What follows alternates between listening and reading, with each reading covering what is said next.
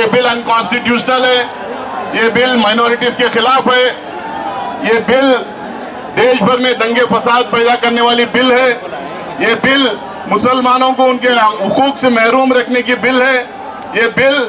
मुसलमानों के मस्जिदें, दरगाहें, कब्रिस्तान, ईदगाह और तमाम वो इदारे हैं जो वक्फ से जुड़े हुए हैं उनको छीनने का एक काम करने वाली बिल है कि जब भी ये बिल पार्लियामेंट में दोबारा लाई जाएगी पूरे तरीके से पूरे बिल के खिलाफ कांग्रेस पार्टी पूरे इंडिया अलायंस के पार्टी के साथ में खड़े होकर इसका पुरजोर खिलाफ करेगी, इसके विरोध खड़े रहेगी। ये पूरा जो है हम लोग जब तक बिल के खिलाफ, जब तक एक प्रोविजन के खिलाफ हम लोग अंदर खड़े नहीं रहेंगे, हम हाउस के बाहर नहीं जाएंगे। ये हमारा डिसीजन है, ये बिल के खिलाफ खड़े रहेंगे और आखिरी दिन तक मुसलमानों के जो हुकूक है, मुसलमानों को जो कॉन्स्टिट्यूशनल में राइट्स दिया गया है, सारे अकलियतों को जो राइट दिया गया है, वो राइट्स को प्रोटेक्ट करने का काम करती है। इसमें लोकसभा में पेश किया गया था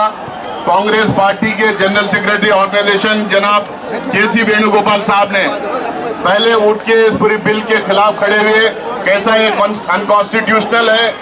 कैसा ये मुसलमानों के खिलाफ है, माइनॉरिटीज के खिलाफ है करके उन्होंने अपनी बात रखी थी, जिसके बाद जेपीसी को इसको भेजा गया था। जेपीसी में तमाम अपोजिशन पार्टीज के मेंबर्स अपने तरफ से जो कोशिश हो सकती थी, जितना लड़ सकते थे उन्होंने लड़ा। लड़ने के बाद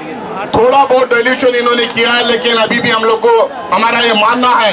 कि ये बिल अनकॉन्स्टिट्यूशनल है, ये बिल माइनॉरिटीज के खिलाफ है, ये बिल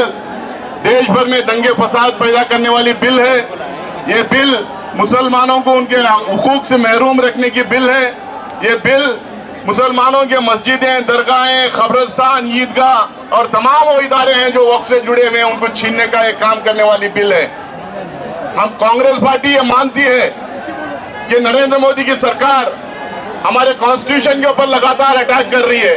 कॉन्स्टिट्यूशन को बदलने का दावा कर रही थी। अगर 2024 के इलेक्शन में अगर इनको 400 से ज्यादा सीट आते तो ये संविधान बदलने का काम करती, क्योंकि ये संविधान बदल नहीं सकती, क्योंकि हिंदुस्तान का कैरेक्टर ऐसा है, सोशल फैब्रिक ऐसा है, यहाँ पे उतने सीट इनको मिल नहीं सकते। इसीलिए ये चुन चुन के उन तमाम प्रोविजंस को जो अलग अलग मजहब के लोगों को बराबरी का हक देता है, वो तमाम प्रोविजंस को खत्म करने का काम कर रही है। पहले सीएए एनआरसी लाए, उसके बाद अपने फ्रिंज एलिमेंट्स के through places of worship act के खिलाफ इन्होंने मुहिम छेड़ी और उसके बाद ये वक्फ अमेंडमेंट बिल लेके इन्होंने आया है। ये चाहते हैं कि जो बराबरी का हक जो दिया गया है वो बराबरी का हक ये खत्म हो जाए। ये चाहते हैं कि मेजोरिटेरियन रूल रहे, मेजोरिटेरियन सोसाइटी रहे, मेजोरिटेरियन कॉन्स्टिट्यूशन रहे, इसीलिए इस तरीके के बिल्स लेके आ रहे हैं। हम कांग्रेस पार्टी की तरफ से खासकर मल्लिकार्जुन खड़गे साहब का, राहुल गांधी साहब का एक मैसेज है कि जब भी ये बिल पार्लियामेंट में दोबारा लाई जाएगी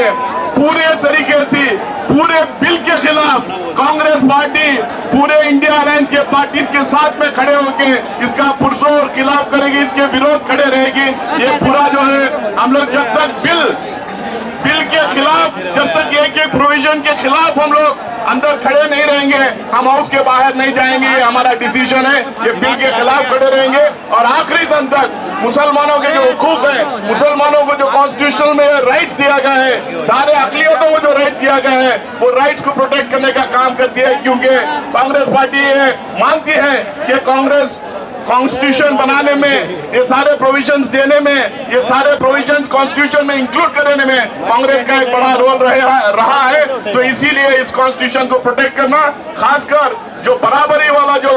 प्रोविजन, बराबरी वाले जो प्रोविजन कॉन्स्टिट्यूशन के अंदर है, उसको प्रोटेक्ट करना ये हमारी रिस्पॉन्सिबिलिटी हम लोग मानते हैं। फिर से एक बार मैं हमारे दोनों लीडर का मैसेज आपके सामने दोबारा मैं बोल के अपनी जगह लेना चाहता हूँ कि जिस दिन भी ये बिल पार्लियामेंट के अंदर आएगी, इंडिया अलायंस के सारे पार्टनर्स के साथ में हम लोग खड़े होकर इसके खिलाफ हम लोग खड़े रहेंगे, आखिरी दम तक लड़ते रहेंगे। जय हिंद, जय कांग्रेस।